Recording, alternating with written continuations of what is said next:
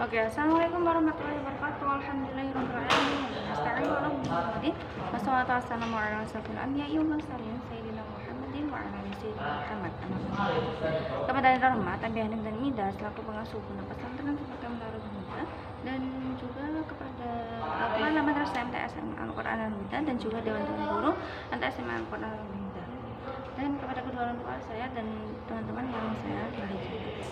Nah, kali ini dan juga kepada Miss Rodia selaku pengampu pelajaran SKI. Nah, pelajaran SKI kali ini itu menjelaskan tentang strategi dan kebijakan pemerintahan Daulat Syafawi.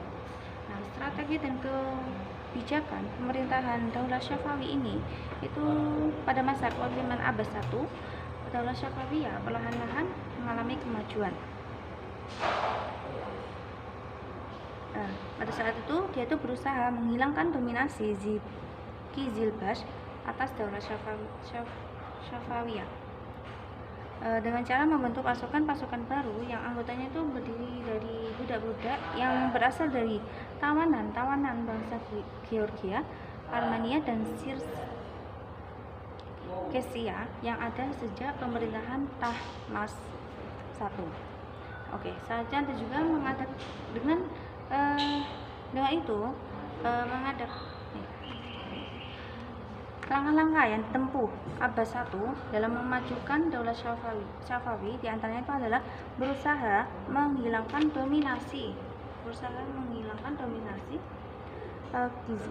Qizilbash atas Daulat Syafawiyah dengan cara membentuk pasukan-pasukan baru yang anggotanya itu terdiri dari budak-budak yang berasal dari tawanan-tawanan bangsa Georgia, Armenia, dan Sirkesia yang ada di sejak pemerintahan Tahmas I. Nah, yang kedua, dan mengadakan perjanjian damai dengan Daulah Utsmani. Nah, dengan mengadakan perjanjian damai dengan Daulah Utsmani ini, Abbas I itu berjanji untuk tidak akan menghina 3 khalifah pertama dan dalam Islam, yaitu Abu Bakar, Umar bin Khattab, dan Utsman bin Affan dalam khutbah Jumat. Sebagai jaminan atas syarat-syarat tersebut, Abbas I itu menyerahkan saudara sepupunya yaitu Haidar Mirza sebagai sandera di Istanbul. Nah, pada masa kekuasaan Abbas I ini juga merupakan puncak kejayaan Daulat Syafawi, yaitu berhasil mengatasi gejolak politik dalam negeri yang mengganggu stabilitas negara dan sekaligus berhasil merebut kembali beberapa wilayah kekuasaan yang pernah direbut oleh daulah lain seperti Tabriz, Sirwan, dan juga sebagainya yang sebelumnya itu lepas direbut oleh Daulah Utsmani. Dan juga di sini ada silsilah pimpinan Syafawiyah yang dimulai dari suatu gerakan tarekat hingga pada akhirnya menjadi gerakan politik dan kemudian menjadikannya sebuah daulah saat masih menjadi gerakan tarekat secara betul-betul. Tarekat ini juga dipimpin oleh yang pertama ada Safiuddin Ad-Dabili pada waktu 1334 Masehi, Sadruddin Musa 1391 Masehi, Wajah Ali yaitu 1429 Masehi.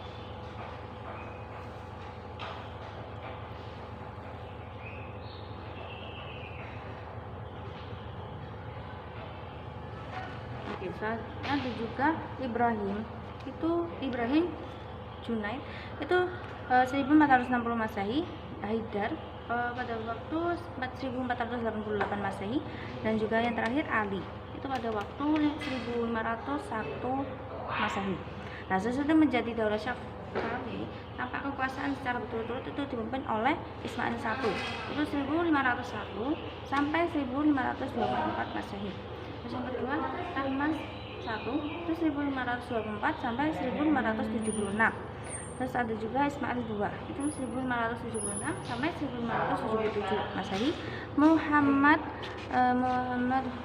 Hudabanda itu 1577 sampai 1587 Masehi. Abbas I 1587 sampai 1628 Masehi. Safi Mirza 1628 sampai 1642 Masehi.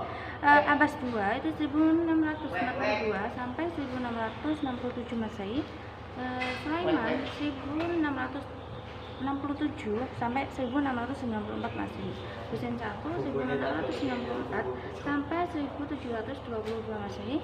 Tahmasp II itu 1722 sampai 1732 Masehi. Terus yang terakhir ada Abbas III itu 1732 sampai 1736. Oke, saya cukup presentasi saya kali ini. Mohon maaf bila kurang lebihnya. Saya akhiri. Wassalamualaikum warahmatullahi wabarakatuh.